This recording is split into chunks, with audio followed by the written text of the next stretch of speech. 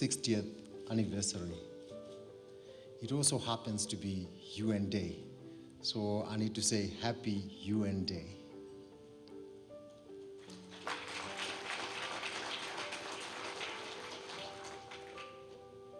Honorable Minister, 60 years ago,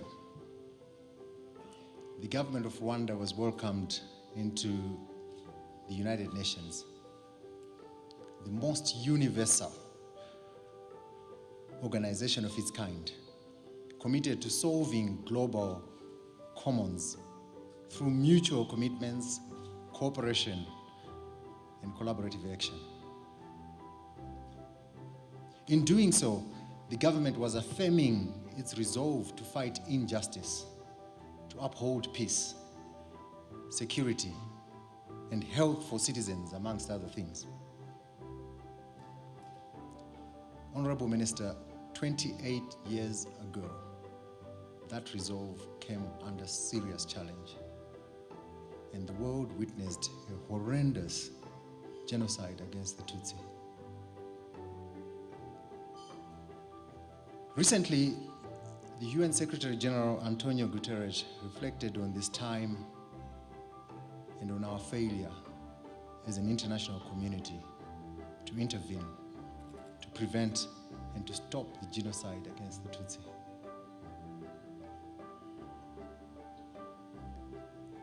While we have not experienced your pain, Honorable Minister, we hope that you will allow us to walk with you through your journey to ensure this never happens again.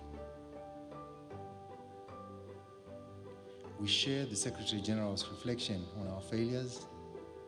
We also honor the memory of those who lost their lives, and we stand in admiration of the resilience of survivors. But since then, the government of Rwanda has worked hard to create a more stable, stronger, and just society.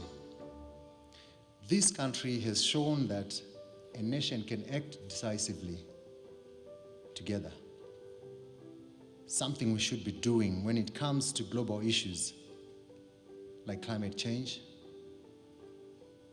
like the cost of living crisis that we're going through right now. In the United Nations, we feel very privileged to be a partner in that journey. And this is a partnership that's delivering for the people of Rwanda. We are working together to address difficult challenges, including global realities like climate change, as I said, like inequality, budgetary support. While we can all point to improvements, the overwhelming impression is that in Rwanda, the partnership is performing favorably. And I think we can all be proud of that. And that is due to the leadership and strong commitment that your government is championing, Honorable Minister. Allow me to highlight some of the work that we have carried together and the possibilities that lie ahead as we seek a more dignified and prosperous life for families up and down this country. We have strengthened our partnership to deliver more positive health outcomes for Rwanda. As recently as 2020, when COVID-19 struck, the United Nations stepped up and mobilized resources, including, as you saw on the video, up to $27 million to contribute to the fight against COVID-19.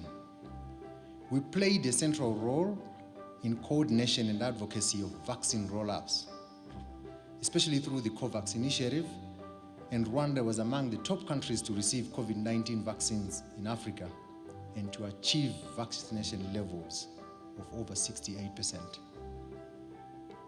That we should be proud of. Mr. Ozonia Ojielo, United Nations Resident Coordinator, I understand you are following us online. Mr. Maxwell Gomera, Acting UN Resident Coordinator. Your Excellencies, High Commissioners and Ambassadors, members of the Diplomatic Corps, distinguished guests, good morning and happy UN Day.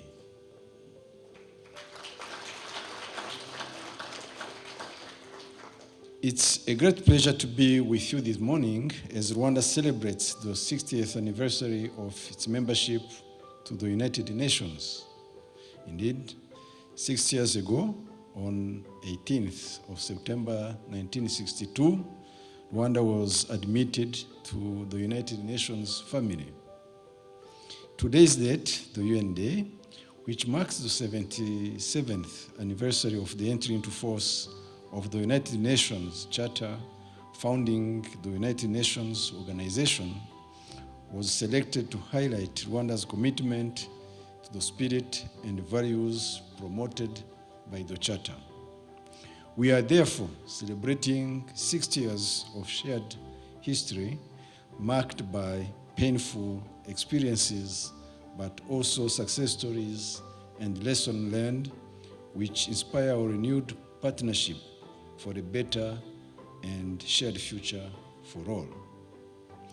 While we look firmly to the future together, we carry with us the failure of the international community and the United Nations to prevent or stop the genocide against the Tutsis in 1894, despite the early signs of its preparation and the presence of the United Nations Assistant Mission for Rwanda, UNAMIR, before and during the genocide.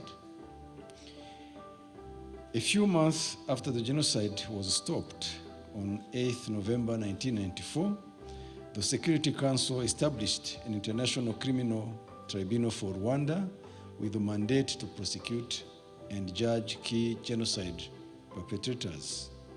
The ICTR rendered 62 convictions against 93 indictments and established major milestones, including being the first institution to recognize rape as a means of perpetrating genocide. We will continue to work with the UN in the judicial sector to restore the historical truth about the genocide committed against the Tutsi in Rwanda, for the genocide to never happen again, be it in Rwanda or in any other part of the world. And these will be based on the imperative of justice and the need for the recognition of responsibility. Distinguished guests, despite the difficult circumstances, we have learned from the past and have chosen to focus on the future and the good we can continue to accomplish, cooperating actively as members of the international community. Rwanda is now a united, dynamic, and ambitious nation, thanks to the determination of the Rwandan people, but also thanks to the partnership with the international community and the United Nations, which has taken a progressive path since the last 28 years.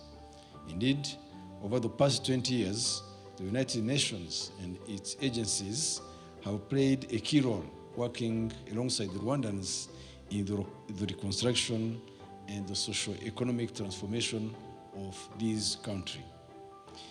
Today's celebration is themed Partnering for a Better Shared Future for All, which shows the direction in which we want to continue taking our partnership with the UN over the next 6 years in sectors that impact the lives of our people and contribute to a better world.